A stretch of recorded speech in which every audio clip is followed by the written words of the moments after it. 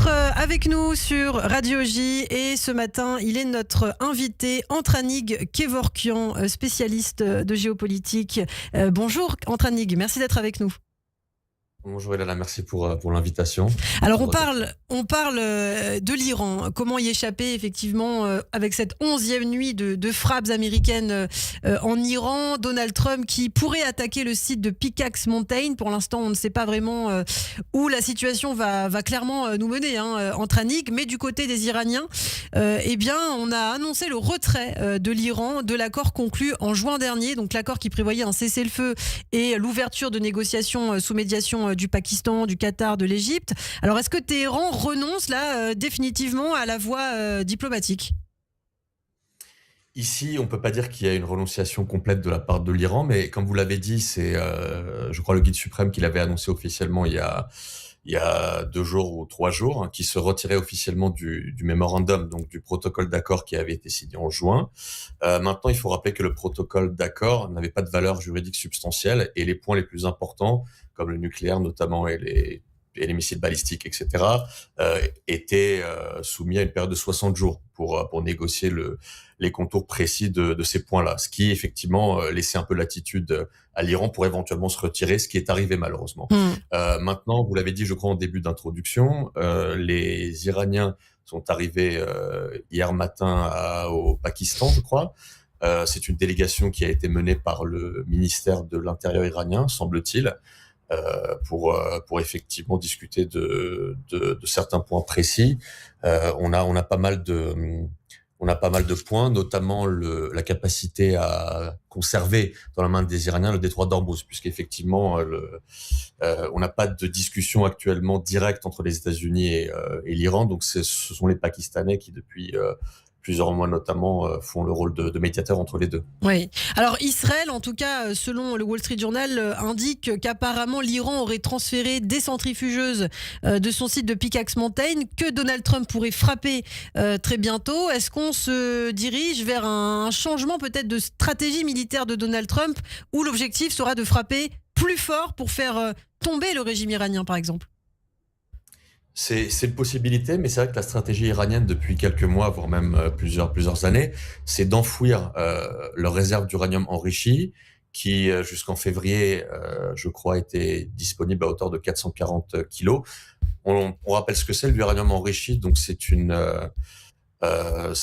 capacité de l'Iran de pouvoir débloquer et créer des missiles nucléaire à hauteur de 9 et 12. C'est-à-dire aujourd'hui, parmi les réserves d'uranium enrichi à hauteur de 60%, les Iraniens pourraient construire entre 9 et 12 missiles nucléaires à peu près. Sauf que le point que vous avez mentionné, par exemple, donc la montagne de Pickaxe en l'occurrence, les réserves seraient enfouies supposément à plusieurs centaines de mètres sous terre. Ça veut dire que même les systèmes de repérage américains n'ont pas forcément la technologie pour, confirmer ça très très rapidement, et 2, pour voir la quantité exacte qui est enfouie.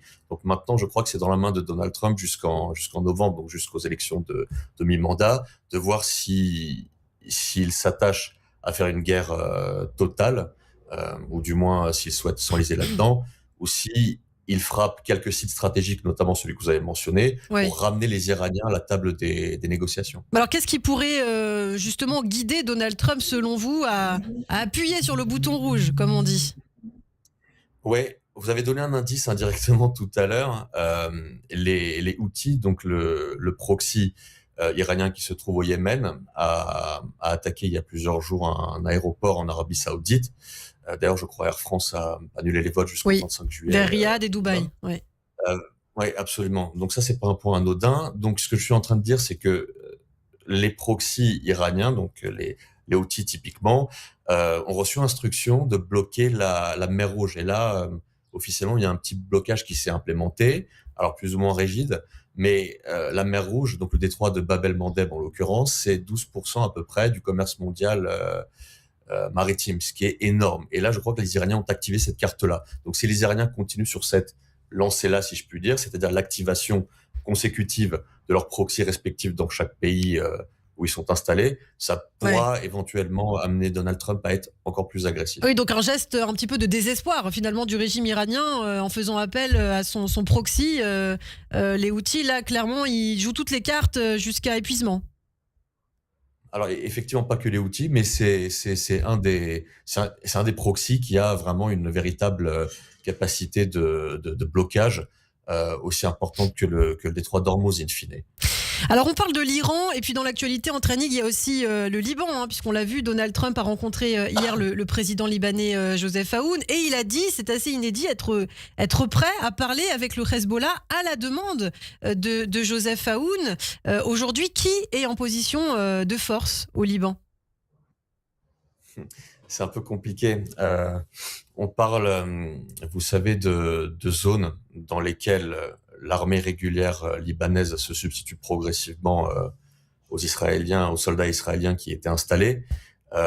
Joseph Aoun, je crois, a eu une rencontre avec Donald Trump, ce qui prouve en quelque sorte que malgré, vous savez, initialement, il y avait en 90 une ligne bleue qui a été fixée par l'ONU par rapport à la présence israélienne dans le sud Liban. Ensuite, il y a eu la ligne jaune qui suivait le fleuve Litani, dans lequel s'étaient installés autour duquel s'étaient installés les soldats israéliens. Maintenant, in fine, l'armée régulière n'a pas autant de force de frappe militaire que le Hezbollah, ça c'est important. Mais je crois que je l'avais déjà annoncé il y a quelques mois sur un autre plateau que les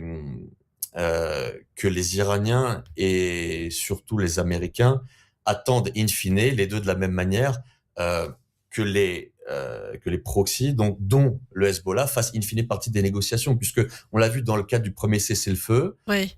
Donc avant juin, vous savez, il y a eu je crois, 2 portions de cessez-le-feu intermédiaires, Oui. et on a vu comme le Hezbollah typiquement était exclu officiellement de ces négociations-là. Finalement, l'adage selon lequel on négocie pas avec les terroristes commence à s'éroder un petit peu, et on voit qu'in fine, il faut les inclure malheureusement dans le périmètre pour avoir une paix pérenne dans la zone. Donc il n'y a pas de personne qui va pouvoir activer Mais cette est-ce que c'est quelque Oui. chose que Israël pourra accepter? Puisque justement, là, on le voit que le retrait de Tsahal de certaines zones pilotes au sud Liban est conditionné au fait qu'il n'y ait pas le Hezbollah à l'intérieur de ces territoires. Donc, est-ce que là, Donald Trump va devoir jouer sans Israël finalement?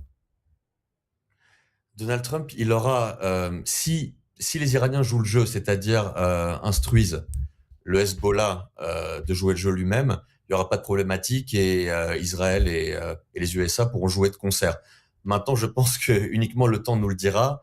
À date, c'est très compliqué de le dire. La seule chose qu'on peut dire, c'est que les Américains ont beaucoup souffert en termes de force de frappe et que sans Israël, c'est-à-dire sans attaque coordonnée, ça va être un peu compliqué pour exclusivement les Américains à mener à détruire complètement les capacités de heurts de l'Iran via ses proxys. Eh bien, merci beaucoup. Merci Antranik Kevorkian pour cette analyse. Vous êtes essayiste français spécialiste en géopolitique et notamment sur les questions du Moyen-Orient et vous écrivez entre autres pour Valeurs Actuelles et le think tank Le Millénaire. Merci infiniment et je vous dis à très bientôt sur Radio J.